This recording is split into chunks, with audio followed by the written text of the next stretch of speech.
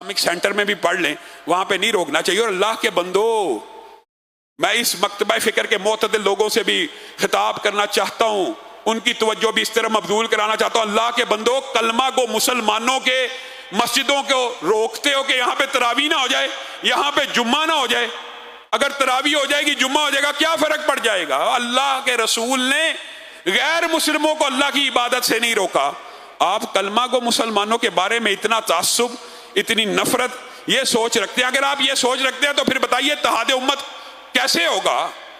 اتحاد نہیں ہو سکتا۔ اور وہاں پہ بھی نعرے ایک خاص تحریک کے لگائے گئے اس مسجد کے گراؤں میں، حالانکہ ہمیں پتہ ہے ان کا تعلق اس تحریک سے نہیں ہے۔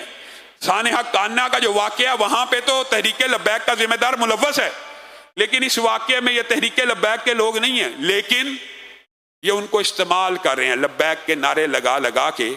اللہ کی مسجدوں سے، اللہ کی مسجدوں میں اللہ کے ذکر سے روکنا، یہ کس قسم کی تربیت ہے؟ یہ کیسا سوچ ہے؟ یہ کیسا معاملہ ہے؟ ہمیں پہلے اپنے ملک کے اندر ان بظالم کے خلاف کھڑے ہونے کی ضرورت ہے۔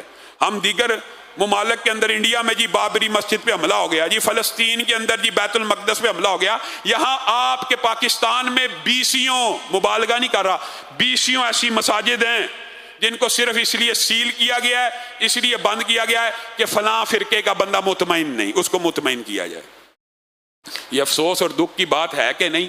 تو ہمارا انتظامیہ سے، ڈی آئی جی آپریشن سے، سی سی پی او سے مطالبہ ہے کہ رمضان کا مہینہ، برکتوں کا مہینہ ہے، وہاں علاقے کے لوگ وہاں پہ تراویح، نماز، سجدہ اللہ کو کرنا چاہتے ہیں۔ کوئی طاغوت کو سجدہ کر رہے ہیں، کوئی کفر کو سجدہ کرنا ہے، سجدہ تو اللہ کے لیے ہونا ہے۔ ان سجدوں کو جاری رکھنے کے لیے فی الفور احکامات کو جاری کریں۔ سبحان ربک وہ جادو سکھ دیتے سکھاندے سن، ہن پتہ چلیا کہ جادو سیکھنا سکھانا، کرنا کروانا کفر ہے۔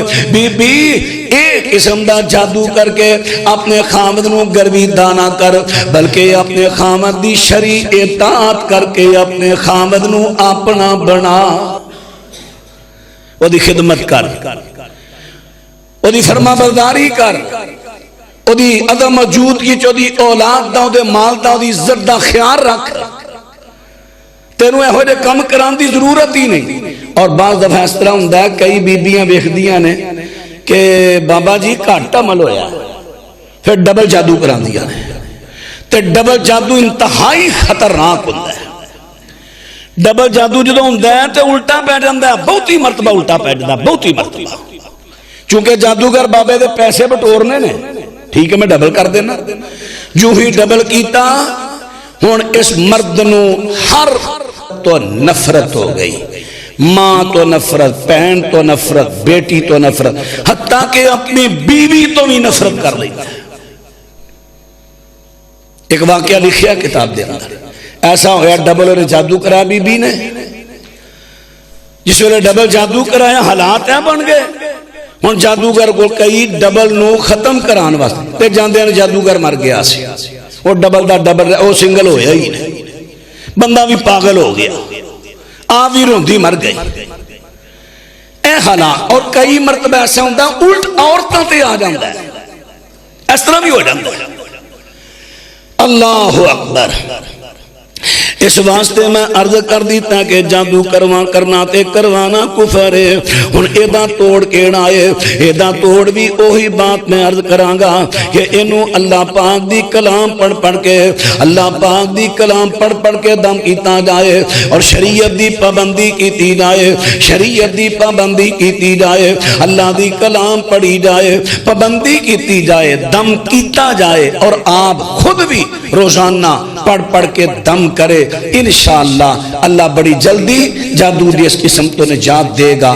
دو قسم عرض کیتیاں نے، اجے گو بڑیاں خطرناک قسم آ رہی ہیں، خطرناک قسم۔ انشاءاللہ آئندہ جمعہ کوشش کرانگا کہ جتنیاں قرآنی آیات جنہوں رقیہ شرعیہ کیا جاندہ ہے، وہ میں تو انشاءاللہ ساریاں نوٹ کرا دیاں گا، یعنی سورہ بقرہ، سورۃ فاتحہ 7 دفعہ، سورہ بقرہ دیاں پہلیاں 5 آیتاں، پھر اس طرح 102 نمبر آیت، پھر اسی طرح آیت الکرسی 2 تو بعد علیاں، پھر آخری 3 آیتاں سورہ بقرہ دیاں، پھر سورہ آل عمران دی 18 نمبر آیت، اسی طرح ساری انشاءاللہ آئندہ جمعے میں عرض کر دیاں گا، تاکہ تسی آپ بھی دیکھو میرا مقصد پیسے بٹورنا نہیں، میرا مقصد ہے جادو تو جان چھٹے، جنات تو جان چھٹے، بیماریاں تو جان چھٹے۔ میں کہنا تسی سارے دم کرو، اپنے آپ نو کرو، دجیاں نو کرو، اللہ دی مخلوق نو فائدہ پہنچاؤ۔ اللہ میرا توڑا حامی و ناصر